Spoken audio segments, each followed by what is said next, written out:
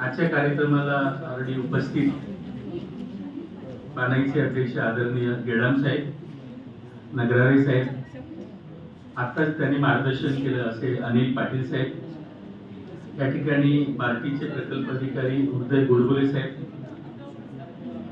आणि पानाई द्वारा पुरस्कृत महात्मा ज्योतिबा फुले व्यवसाय व मार्गदर्शन केंद्र याचे सर्व पदाधिकारी आणि आजच्या एक दिवसीय परिचय कार्यक्रमाला उपस्थित सर्व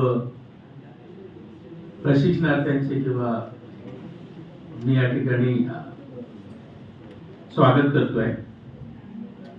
आणि मला खूप जास्त बोलण्याची या ठिकाणी आता संधी नाही आहे, याकरता की ऑलरेडी अनिल पाटील साहेब आमच्या जिल्हा उद्योग केंद्राच्या मेजर योजना सर्वांची विस्तृतपणे त्यांनी सांगितलेल्या आहेत। ह्या सर्व योजनांची आपण आपल्या प्रशिक्षण कार्यक्रमामध्ये त्यांचं सत्र पूर्ण दिवसाचं असतं, त्यामध्ये आपण डॉक्युमेंटेशन कलेक्शन पण करणार आहोत आणि यासोबतच आपण त्याचे अर्ज सुद्धा आपण प्रशिक्षणाच्या शेवटच्या दिवशी जिल्हा उद्योग केंद्राच्या माध्यमातून बँकेकडे आपण शिफारस सुद्धा करणार आहोत। हे सुद्धा काम आपण त्या ठिकाणी करणार आहोत। आणि फक्त योजनांविषयी आपल्याला मार्गदर्शन जिल्हा उद्योग केंद्राच्या द्वारे मिळालेलं आहे, कारण की हा 18 दिवसाचा प्रशिक्षण कार्यक्रम अत्यंत महत्त्वाचा प्रशिक्षण कार्यक्रम आहे। कार्यक्रम आणण्यासाठी सुद्धा आम्हाला खूप परिश्रम करावे लागतात। म्हणजे मी मागच्या महिन्यात 12 दिवस मुंबईला होतो स्टेट कोऑर्डिनेटर म्हणून। मी आता परवाला 8 तारखेला सकाळी चालू आहे। तुमचं एक सामाजिक न्याय भवनला सुद्धा एक कार्यक्रम आम्ही घेतलाय आणि संपूर्ण महाराष्ट्रासाठी 36 ट्रेनिंग प्रोग्राम, म्हणजे प्रत्येक जिल्ह्याला एक प्रोग्राम।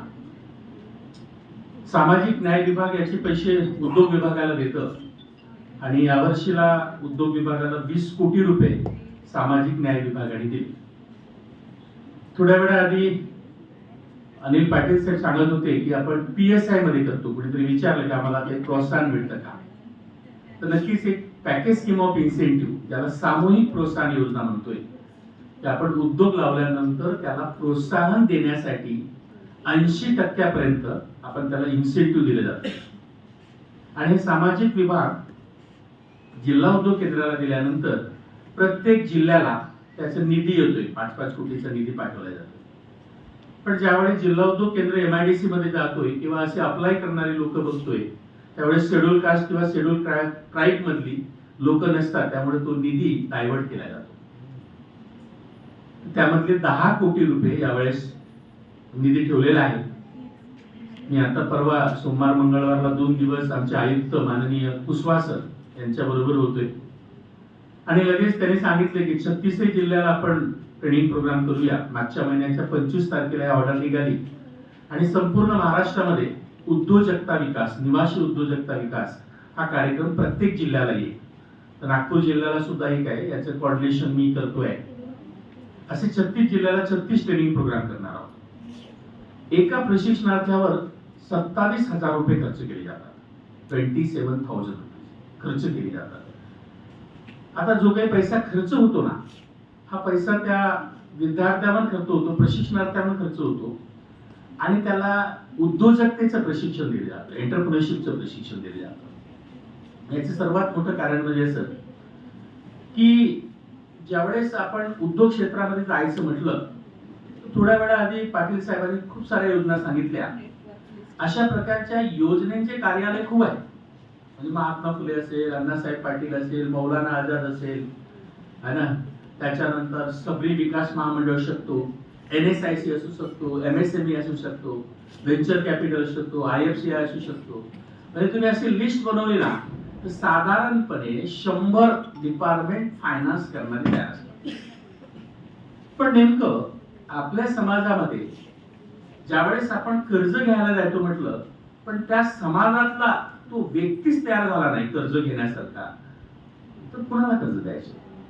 आणि घेतलंही तरी त्यांनी व्यवस्थित सांभाळलं तर तो समोर वाढेल, किंवा त्यांनी व्यवस्थित सांभाळलं नाही तर कदाचित तो पहिला चांगला बेरोजगार होता, कर्ज घेतल्यानंतर जास्त बेरोजगार होऊ शकतो। मला असं वाटतं की एज्युकेशन पॅटर्न मध्ये मी दोष देणार नाही, कारण मी पण एज्युकेशन घेतलंय, पण आपला जो वर्ड असतो ना एंटरप्रेन्युअरशिप, हा वर्ड सुद्धा त्याला डिग्री डिप्लोमा होतपर्यंत माहित नसतो. एंटरप्रेन्युअरशिप, उद्योजकता काय असते, आणि कुठेही डिग्री डिप्लोमा होतपर्यंत आपल्याला शिकवला जात नाही की एंटरप्रेन्युअरशिप काय आहे. तर त्यामुळे मला या ठिकाणी आवर्जून सांगायचं आहे की प्रत्येक व्यक्तीला ज्यावेळेस उद्योग क्षेत्रामध्ये आपल्याला बाहेर जायचं असतं त्यावेळेस त्याला पहिला प्रश्न जसा की नेमकं काय करू हा एक प्रश्न आपल्या डोळ्यासमोर येतो. नेमकं काय करू, कशासाठी कर्ज घेऊ, कुठला व्यवसाय करू. समजा त्याला त्याचं आयडेंटिफिकेशन चांगलं झालं, माझं मी उद्योगाची निवड चांगली केली, तर कदाचित त्याला लॉंग टर्म सस्टेन त्याला बेनिफिट मिळू शकतो. त्यांनी उद्योगाची निवड चांगली केली, जसं आता पाटील साहेबांनी सांगितलं, बँक कधी कर्ज देतं, कधी कर्ज देत नाही, कधी प्रकरण रिजेक्ट करतं. समजा त्यांनी उद्योगाची निवड चांगली केली असावी, तर कदाचित बँक सुद्धा त्याला पॉझिटिव्हली कर्ज देऊ शकते. आणि त्यांनी उद्योगाची समजा चांगली निवड केली तर त्याला मार्केटमध्ये नफा सुद्धा मिळू शकतो, प्रॉफिट सुद्धा मिळू शकतो. मग शेवटीला हे कुठे येऊन ठेपतं, जेव्हा सुरुवात करायची असेल उद्योजकतेची किंवा त्याला उद्योजक होण्याच्या कल्पना त्याच्या मनात आल्या असतील, तर पहिली गोष्ट म्हणजे नेमकं मी काय करू या प्रश्नाचं उत्तर त्याला स्वतःला 100% सॅटिस्फॅक्शन देणारं हवं असतं, जेणेकरून तो बँकेलाही सांगू शकतो, तो जिल्हा उद्योग केंद्राला सांगू शकेल, तो स्वतःला सांगू शकेल आणि मार्केटमध्ये त्या पद्धतीनं तो उभा राहू शकतो.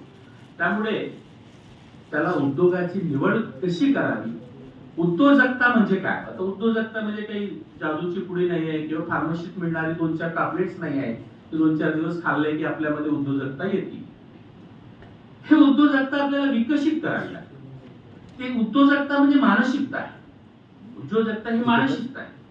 त्याच्यामधले असणारी कॉम्पिटन्सीज आहे, ती कॉम्पिटन्सीज किती स्ट्रॉंग आहे त्याच्यावर त्याची उद्योजकता निर्भर असते.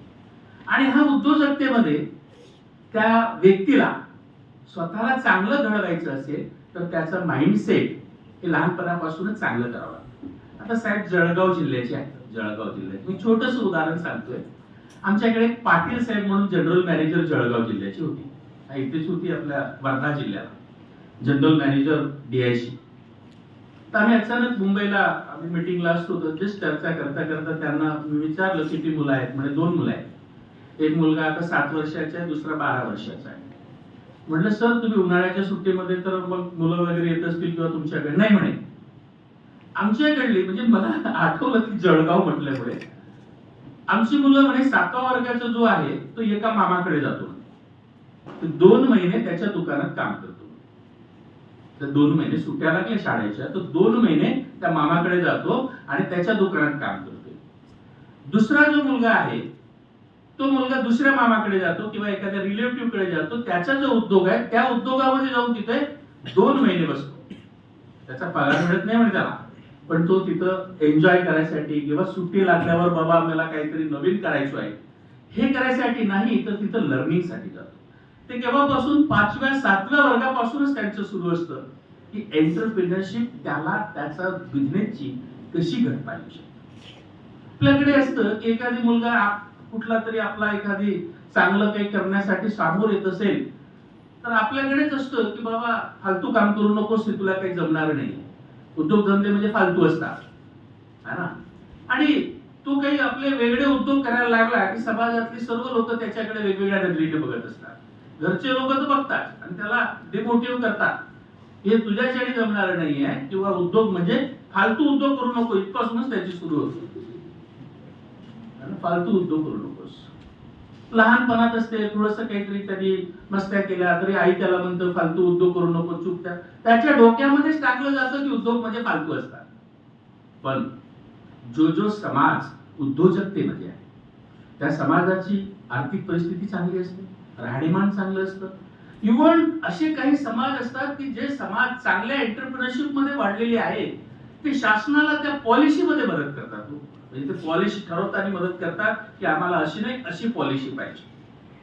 आणि उद्योजकतेमध्ये एवढी ताकद आहे आज की त्या माणसाला कुठल्याही पद्धतीचं त्याला वाव असतं. किती मोठा व्हायचं हे त्याने ठरवायचं असतं, किती मोठा व्हायचं त्याने ठरवायचं असतं. आजपर्यंत कुठलाही सीए असा पैदा झाला नाही की हा माणसाने उद्योग लावलं तर हा माणूस किती मोठा होऊ शकतो हे कोणीही सांगू शकणार नाही. नोकऱ्यांमध्ये असू शकेल, आम्ही काही विचारच करू शकत नाही. त्यामुळे आपला जो मुलगा किंवा समाजातलं एक वातावरण त्या व्यक्तीला एक सरकारी नोकरीसाठी ठरवत असतं, जेवढं सरकार पगार देईल तेवढा चुपचाप घ्यायचा. म्हणजे त्याचं पहिलं आपल्या पूर्ण बॉडीला तू सांगितलेलं असतं की बाबा तुला सरकारी नोकरी एकदा लागला की तुला जेवढं सरकार देईल तेवढंच घ्यायचं, जास्त मागायचं नाही, काही नाही. आणि ते नाही मिळाली तर मग दुसरा एक पर्याय असतो की बाबा आता नाही सरकारी तर कमीत कमी प्रायव्हेट. आणि त्या प्रायव्हेट मध्ये त्याची आशा 10-15 हजाराची असतं, तिथपासूनच सुरू होती. आणि तिथपासूनच तो स्वतःच्या माइंडसेटला सांगतो नाही सरकारी मिळाली तर कमीत कमी 15,000ची नोकरी मला मिळावी. आणि स्वतःच्या वडिला तो तेवढंच सांगत असतो की 15,000च राहू. तो व्यक्ती कधीच सांगत नसतो स्वतःला की मला 15,000 नाही, मला महिन्याला 1,00,000 रुपये कमवायचे आहे. आणि तो वेळोवेळी किंवा प्रत्येक वेळेस स्वतःला ज्यावेळेस सांगेल की मला महिन्याला 1,00,000 रुपये कमवायचे आहे, महिन्याला 2,00,000 रुपये कमवायचे आहे, तर कदाचित त्याचं डोकं त्या पद्धतीचा तो विचार करायला लागेल. त्यामुळे उद्योग करताना समाजातली उद्योजकता, सामाजिक उद्योजकता पसरवणे, उद्योजकीय वातावरण निर्माण करणे. उद्योजक असेच घडत नसतात. प्रत्येकाला म्हटलं की उद्योग होय, उद्योग कर, हे घे, कर्ज घे म्हणजे उद्योजक होणार. तुम्हाला माहित असेल की महात्मा फुलेंनी आज महात्मा फुले मागासवर्गीय वित्त आणि विकास महामंडळ किती वर्षापासून सुरू आहे, किती वेळा किती लोकांना कर्ज दिलं, किती वेळा राईटअप करावी लागली. आणि शासनाला प्रत्येक वेळेस म्हणतो या महामंडळाला कर्ज दिलं की राईटअप करावी लागतात. त्याचे कारण म्हणजे काय? समाजातला उद्योजकतेचा अभाव. उद्योजकता ही मी तुम्हाला पहिले सांगितलं, उद्योजकता ही काही येणारी नाही कुठून. तर त्या उद्योजकतेसाठी आपल्याला काम करावं लागेल. स्वतःमध्ये उद्योजकता वाढवण्यासाठी अशा प्रकारच्या संस्था काम करणे अत्यंत आवश्यक आहे. अशा प्रकारची सेमिनार घेणे आवश्यक आहे. त्याला ती माहिती पुरवणे अत्यंत आवश्यक आहे. एज्युकेशन पॅटर्न मध्ये अशा प्रकारचं पण आणायला हवं. सांगा ना मला की एखादी इंजिनियर, एखादी पॉलिटेक्निक, एखादी आयटीआय झालेल्या मुलाच्या एमआयडीसी मध्ये 10-20 फॅक्टरी आहेत, खूप कमी पाहायला भेटतात. पण यामध्ये आपण बघतोय की ज्यावेळेस ज्याचं काहीच नाही, ज्याच्याकडे काही स्किल नाही, या व्यक्तीचं सुद्धा काय असतं त्या ठिकाणी मोठ्या मोठ्या फॅक्टरी असतात आणि त्यांच्या हातात काम करणारी ही सर्व लोक असतात. त्यामुळे आपल्याला या ठिकाणी स्किल, आता 3 गोष्टी प्रत्येक वेळेस असतात. एक तर स्किल, ऍटिट्यूड आणि नॉलेज. आता जे पहिली गोष्ट आहे ना स्किल, एका व्यक्तीकडनं दुसऱ्या व्यक्तीकडे स्किल देता येतं. म्हणजे तो अनुभवाने घेईल, त्याला शिकवल्या जाऊ शकतं. स्किल आपल्याला इंटरचेंज करता येतं, म्हणजे त्याला देता येतं. आपल्याला एका व्यक्ती दुसऱ्या व्यक्तीला स्किल देऊ शकतो. दुसरं आहे नॉलेज. आपण कुठल्याही कॉलेजला गेलो, इथं गेलो, तिथं गेलो, ट्युशन मध्ये गेलो तर एक नॉलेज दुसऱ्या याला आपल्याला ट्रान्सफर करता येतं, देता येऊ शकतं. जे तिसरी गोष्ट आहे ना ऍटिट्यूड, ते कधीच एका व्यक्तीचं ऍटिट्यूड हे दुसऱ्या व्यक्तीला ट्रान्सफर करता येतं. आणि that is mindset. That is mindset. आणि याच माइंडसेट साठी थोड्या वेळा आधी सांगितले पाटील साहेबांनी की ही जे ऍटिट्यूड आहे, माइंडसेट घडवण्याची गोष्ट आहे, ही एवढी साधी नाही. एका व्यक्तीला घडवणे, एका व्यक्तीचं माइंडसेट करणे, त्याला त्याच्या कॉन्फिडन्स निर्माण करणे, त्याच्या मनातली भीती घालवणे. ज्या व्यक्तीच्या मनात भीती असेल तो काहीच करू शकणार नाही, पण त्याच्या मनातली ज्यावेळेस भीती निघतो, त्याला कॉन्फिडन्स वाढतो, त्यावेळेस तो काहीतरी करण्यासाठी प्रेरित होत असतो. त्यामुळे उद्योग हे आपल्याला पाहायला मिळतात. ते ट्रेडिंग मध्ये असो, मॅन्युफॅक्चरिंग मध्ये असो की सर्व्हिस सेक्टर मध्ये असो, त्याला चालवणारा जो व्यक्ती आहे त्याला आपण उद्योजक असं म्हणतो. हा पण आपल्याला पाहायला मिळतात. आणि जी तिसरी गोष्ट असती जी आपल्याला दिसत नसती, ते म्हणजे त्याची प्रगती असते. मग त्या व्यक्तीने लावलेला उद्योग किती मोठा झाला हे त्याच्या उद्योजकतेवर डिपेंड असते. कशावर? उद्योजकतेवर डिपेंड असते. म्हणजे त्या व्यक्तीमध्ये किती स्किल आहे, उद्योजकतेची किती त्याच्यामध्ये तळमळ आहे, त्याच्या किती स्ट्रॉंग डिझायर आहे. तर जी न दिसणारी गोष्ट, उद्योग दिसतात, उद्योजक दिसतात, पण एंटरप्रेन्योरशिप, उद्योजकता जी आहे ती दिसत नसतं. पण ती कुठं दिसतं? त्या व्यक्तीच्या प्रगतीवर दिसतं किंवा त्या व्यक्तीच्या ऍक्टिव्हिटीवर दिसतं की यांनी उद्योग लावल्यानंतर किती प्रगत केलंय. म्हणजे त्या व्यक्तीमध्ये किती उद्योजकता आहे ती दिसत असते. आणि ही उद्योजकता त्याला स्वतःला डेव्हलप करावी लागतं, वाढवावी लागतं.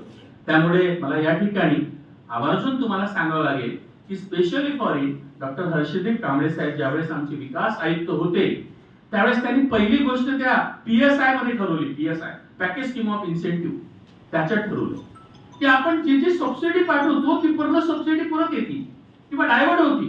तर आपल्या समाजातली शेड्यूल कास्ट आणि शेड्यूल ट्राईब मधली इंडस्ट्रीज नाही का की निधी पाठवल्यानंतर ते परत येतं. एकदा सबसिडी दिली त्या उद्योगाला परत येत नाही आपण, पण नवीन उद्योजक नाहीत का. त्यावेळेस त्यांच्या मनात अशी कल्पना आली की सर्वप्रथम आपल्याला शेड्यूल कास्ट मधली शेड्यूल ट्राईब मधली इंडस्ट्रीज निर्माण करावं लागतील, उद्योजक घडावा लागतील.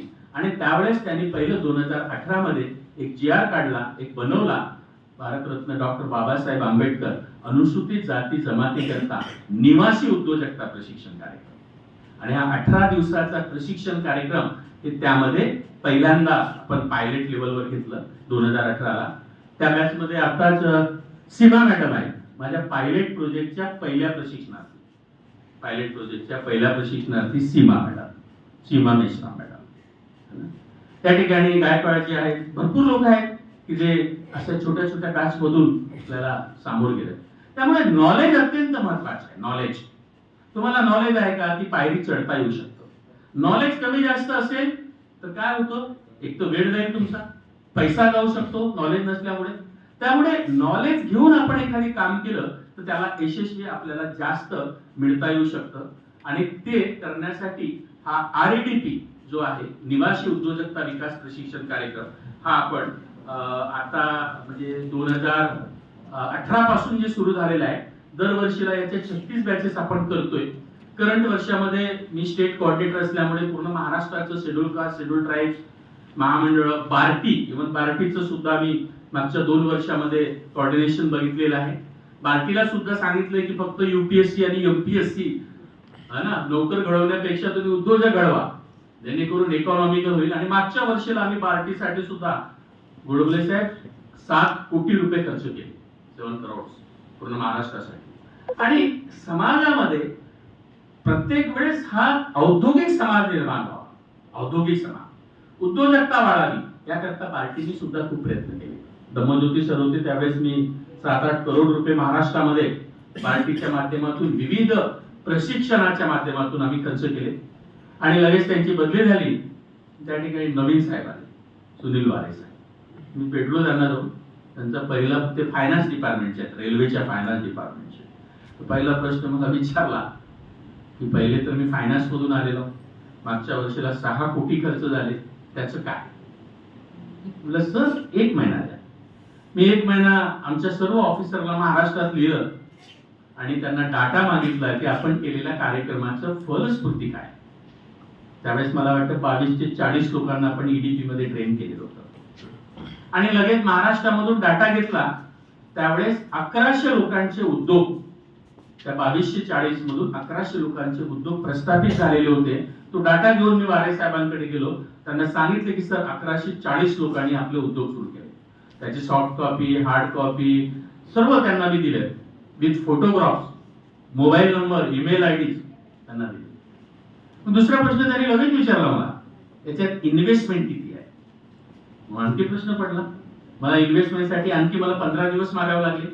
आणि ज्यावेळेस मी पूर्ण महाराष्ट्राचं 1100 लोकांचं इन्व्हेस्टमेंट काढलं त्यावेळेस 260 करोड रुपये ह्या 1100 लोकांनी आपल्या उद्योगामध्ये काय केले होते, इन्व्हेस्ट केले.